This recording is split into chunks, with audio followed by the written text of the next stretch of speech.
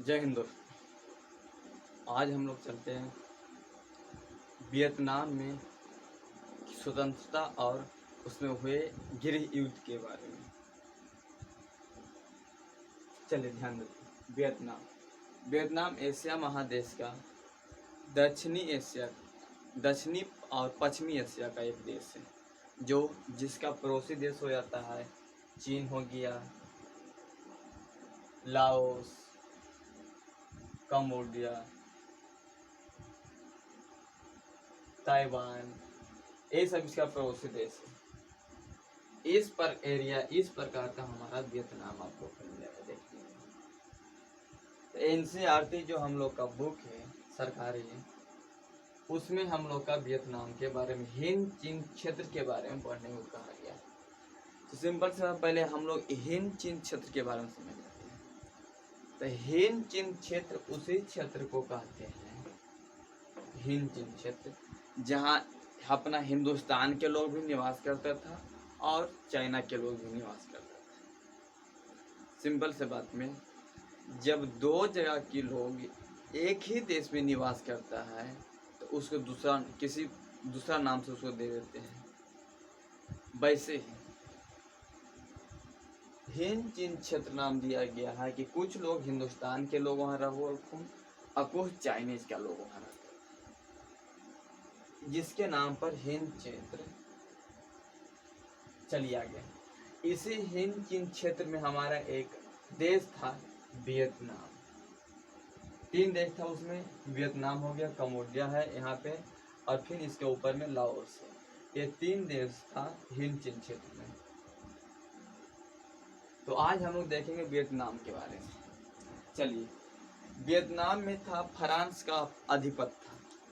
इस वियतनाम में फ्रांस का अधिपत्य था। इस फ्रांस वालों ने जिस प्रकार हमारे हिंदुस्तान में अंग्रेजों का अधीन में था, उसी प्रकार ये वियतनाम भी फ्रांस के अधीन में था। कारण सबसे पहले हम लोग समझते हैं फ्रांस को वियतनाम की हिंद चीन क्षेत्र क्यों जाने को मिला।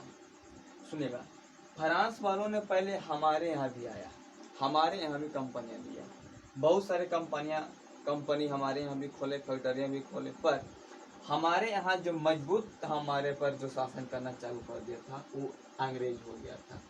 तो अंग्रेजों से इन दोनों के बीच बहुत ज़्यादा झगड़ा हुआ, जिसके वजह से ये हारता गया और ये यहाँ से हमारे हिंदुस्तान से भाग गया। अंत में जाकर इनको कोई मौका नहीं दिखा। चाइना में देखा तो चाइना को पहले से रूस का आधिपत्य में था,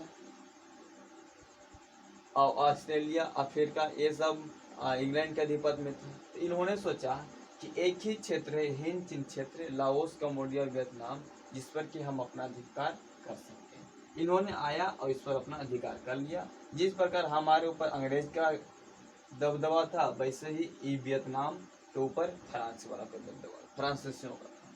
चलिए हम लोग चलते हैं। जब फ्रांसीसियों की जिस प्रकार से हम लोगों ने अनेक प्रकार के आंदोलन करना शुरू किया था, किसी न किसी महापुरुष के माध्यम, चाहे महात्मा गांधी हो, चाहे जो धर्म आंदोलन हम लोग कहते हैं स्वामी विवेकानंद हो, ये राजा राजमोहन राय हो, ये सब ने जिस प्रकार आंदोलन किया, बस ऐसे ही यहाँ भी आंदोलन होना चालू हो गया था। उस आंदोलन के जो सबसे प्रमुख व्यक्ति बन गए हैं वियतनाम में, वो हो चिन मी है। जैसे हमारे यहाँ जो प्रमुख व्यक्ति बन गए कौन, महात्मा गांधी हो गए, बस वैसे ही हो चिन मी नामक व्यक्ति से इन्होंने फ्रांस में पढ़ाई लिखाई किया और सबसे पहले अपना राजनीतिक दल इन्होंने फ्रांस के ही पेरिस में इन्होंने बनाया था। क्या, तब वियतनाम मुक्ति सेना बनाई थी, एक संघ बनाया था जो वियतनाम की क्रांतिकारियों को बढ़ावा दे रहा था। चलिए आगे, उसके बाद हम लोग देखते हैं हनोई समझौता। ये हनोई समझौता फ्रांस और वियतनाम के बीच हुआ था। काहे को लिए हुआ था? तो इसलिए हुआ था कि यहाँ का जब आंदोलन बढ़ते हुए जा रहा था वियतनाम का, तो फ्रांस वालों ने एक महासंघ बनाया। क्या कि द्वितीय विश्व युद्ध जब 1945 तक चला था, 1939 से 1945 तक, उसी समय फ्रांस को बहुत बार यहाँ पर हार मिली थी। 1940 में फ्रांस को हराकर इस पर जापान ने अपना अधिकार कर लिया था। फिर जब अमेरिका की सहायता से जापान को फ्रांस ने हरा दिया, तब इन्होंने एक संघ लाया था, महासंघ। उसमें इन वियतनाम के लोगों ने कहा कि हम आज़ादी चाहिए, हमें इस संघ में शामिल नहीं होना। पर इन्होंने ऐसा नहीं कहा। इन्होंने कहा कि नहीं, संघ में शामिल होना है, अब तुम्हें आज़ाद रहेगा, तुम पुलिस आज़ाद रहोगे, पर तुम्हारा जितना भी विदेश का काम होगा उस सब पर हमारा अधिकार होगा। विदेशी काम चाहे जो भी हो, पैसा का हो, किसी प्रकार, उस सब पर मेरा अधिकार है। चलिए, तो इसके लिए फ्रांस और वियतनाम में एक समझौता हुआ था, हनोई समझौता। ये वियतनाम के बीचों बीच एक हनोई नदी है, यहाँ पर हुआ था हनोई समझौता। यहाँ पर बीचों बीच एक हनोई नदी है, 6 मई 1946 को हुआ था। उसके बाद क्या, जब हनोई समझौता ने इस हनोई नदी के माध्यम से वियतनाम को दो भाग में कर दिया, उत्तरी वियतनाम और दक्षिणी वियतनाम। इस उत्तरी वियतनाम पे कब्जा चलाया हो चिन मिह का, और इस दक्षिणी वियतनाम पर आ गया बाओ दाई का। बात है बाओ दाई है कौन? तो पहले बाओ दाई अन्नाम, जो हिंद चीन क्षेत्र का ही एक प्रदेश था, वहाँ का ये शासक था। इसको हनोई समझौते के बाद जब वियतनाम वालों नहीं माना, तो इन बाओ दाई को बुलाया अपने पेरिस में, उसको बहुत समझाया लिखाया और कहा कि तुमको वहाँ के शासक बनाया। हर घर में कोई विभीषण होता, जैसे रावण के यहाँ जब विभीषण था तो रावण को मरवा दिया। हमारे देश में बहुत सारा विभीषण हुआ है, वैसे वियतनाम का ही विभीषण हो गया कौन? बाओ दाई। वियतनाम का विभीषण बाओ दाई हो गया।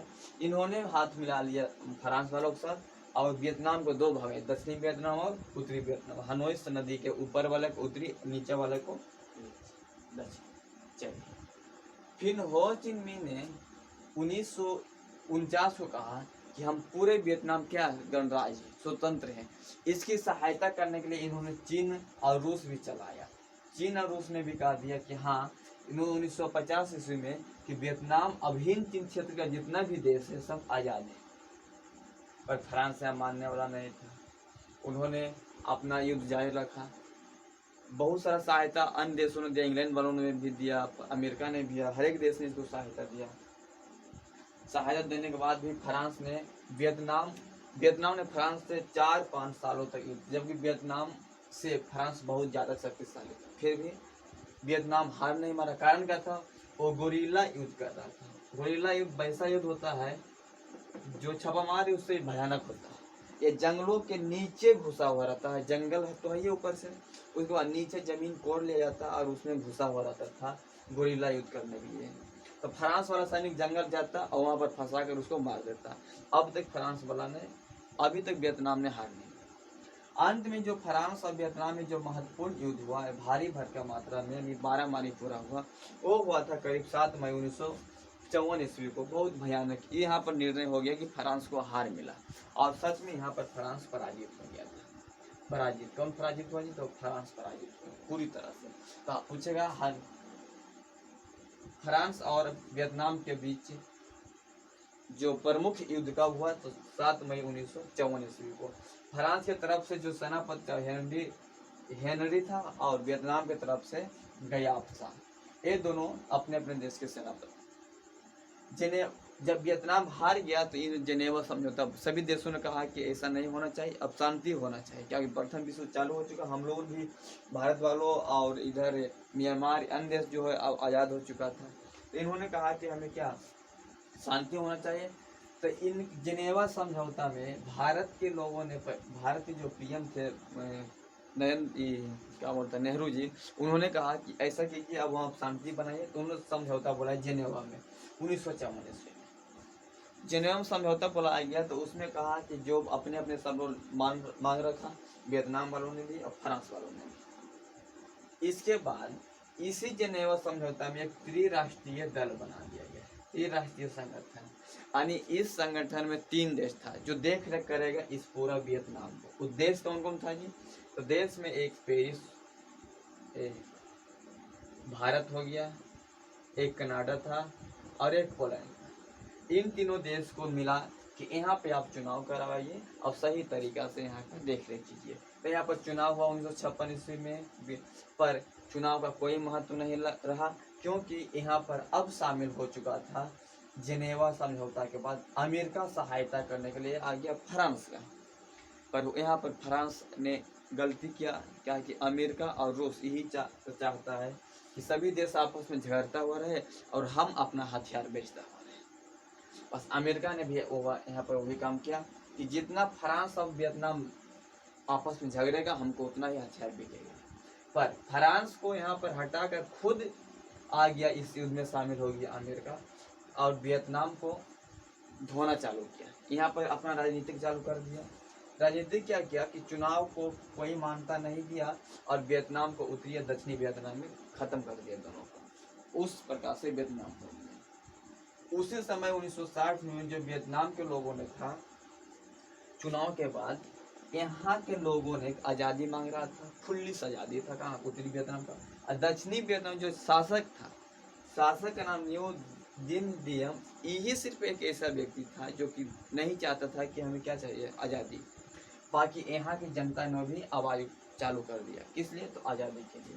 तो इसीलिए दक्षिणी वियतनाम में ही इस दल बनाया गया था वियतकांग, इसका नाम था राष्ट्र मुक्ति सेना, यानी कि अपने ही राजा के विरुद्ध मारामारी करना। अंत में 1961 जब देख लिया कि हो चिन मिन्ह बहुत ज़्यादा उछल रहा है, अमेरिका देखा तो इन्हें पूरा देश में जारी कर दिया कि शांति का खतरा नामक एक पत्र किया, जो सफ़ेद पेज पे लिखा हुआ था। उसमें कहा गया कि जैसे इस वियतनाम, देखो कि इस वियतनाम देश में जितना भी हिंद चिन क्षेत्र में मारामारी हो रहा है, इस सब का जिम्मेदार हो चिन मिन्ह।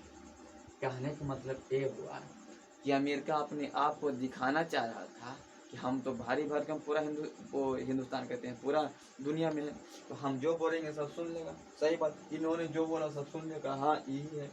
पर इन्होंने अभी भी हार नहीं माना, आत्मसमर्पण कर गए ना केस के सामने।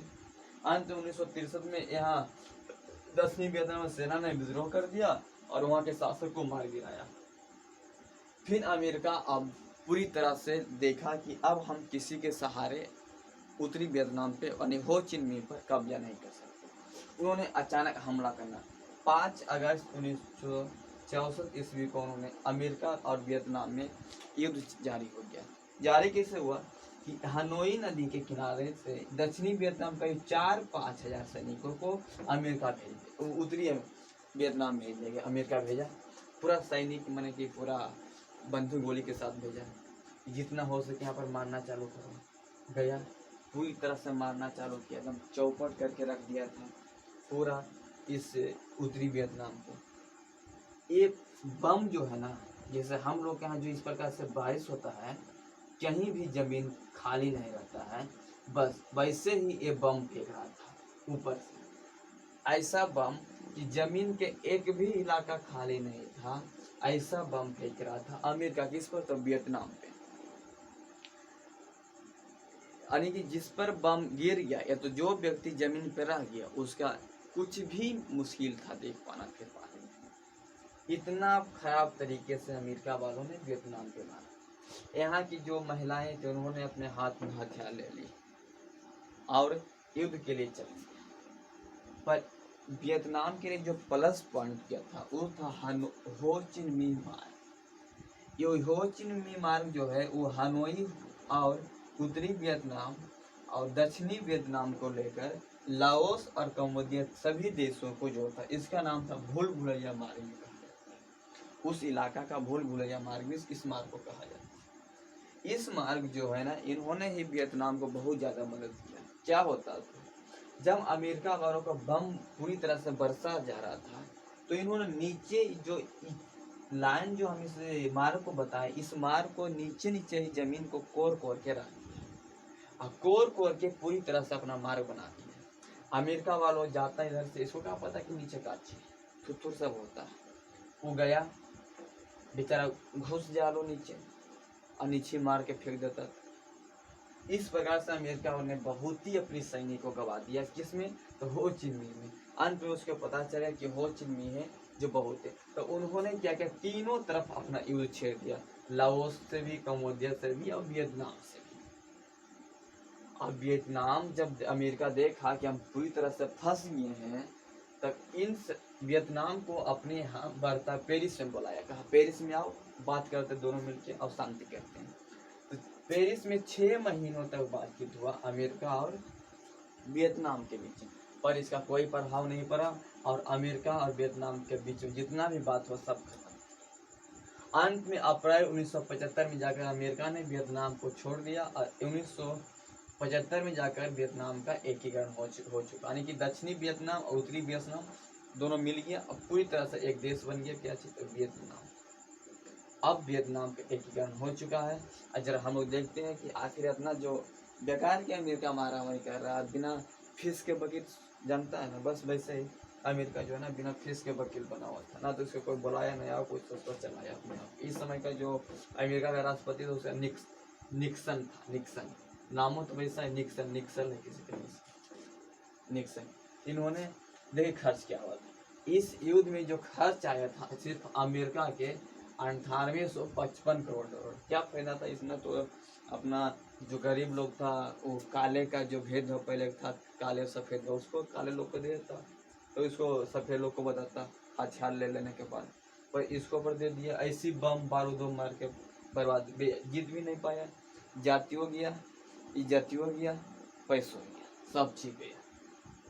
चलिए इसमें तो हम लोग देखते हैं कि 5600 सैनिकों की मारा गया था। कहाँ का? तो इस एरिया में अमेरिका वालों का। अमेरिका में 5600 सैनिक मारा गया और करीब 3 लाख सैनिक जो है घायल हुआ। 5600 सैनिक मारा गया और 3 लाख सैनिक घायल हुआ, और जबकि वियतनाम के सिर्फ 18,000 ही सैनिक मारा गया था। बताइए किसको हानि हुआ? 5600, 3 लाख, इधर सिर्फ 18,000। यहाँ जो हेलीकॉप्टर लाया था वियतनाम वालों, अमेरिका वालों ने, वो करीब 5,000 के लमसम हेलीकॉप्टर लेके आया, यानी 48। कहा को लिए? तो बम फेंकने के लिए। बम ऐसा फेंक रहा था जैसे कि बरसात होता है, एक भी जमीन खाली नहीं बम से। 3 साल तक इन्होंने बम भारी भर के मात्रा में बम फेंका, यहाँ तक कि टोप भी लेकर, टोप भी टैंक जो होता है ना, वो भी लेकर चला है करीब 4,000 के लमसम, उससे भी इन्होंने बहुत ही धोया, पर कोई प्रभाव नहीं। इसी थुथुर सबका पैसा बर्बाद हुआ, ये बेचारे को कुछ नहीं हुआ। अब तो हम लोग आओ इसको क्या दे रहे हैं? ब्रह्मोस दे देंगे, अग्नि 5 दे देंगे, ताकि इधर इसी ऊपर ही चाइना रहता है, तो चाइना वाला को ध्यान में रखते हुए, ताकि हम लोगों ने पहले ही बताया था कि जिनेवा समझौता कि हम लोगों ने ही करवाया। अब इसकी बचाव के लिए हम लोग को अगर बुला लिया तो सही है, हम लोग अग्नि लेकर जाएंगे, अग्नि 5, और चाइना से मारामारी करेंगे। तो यहाँ पर आप लोग को जिनेवा समझौता पूछता है कब हुआ था, और हनोई समझौता, हनोई समझौता और जिनेवा समझौता, और हो चिन मार्ग के बारे में समझाइए। तो हो चिन मार्ग जो है ना, उत्तरी वियतनाम, हनोई और दक्षिणी वियतनाम को जोड़ता है हो चिन मार्ग, और लाओस और कम्बोडिया को भी साथ में लेके चलता है। इसी मार्ग को भूल भुलैया मार्ग कहते हैं, जो वियतनाम देश में स्थित था। चलिए पर यहाँ के जो मेन व्यक्ति है हो चिन मिन। चलिए आज के लिए इतना, जय हिंद। फिर हम लोग अगला क्लास देखते हैं। आज के लिए जय हिंद।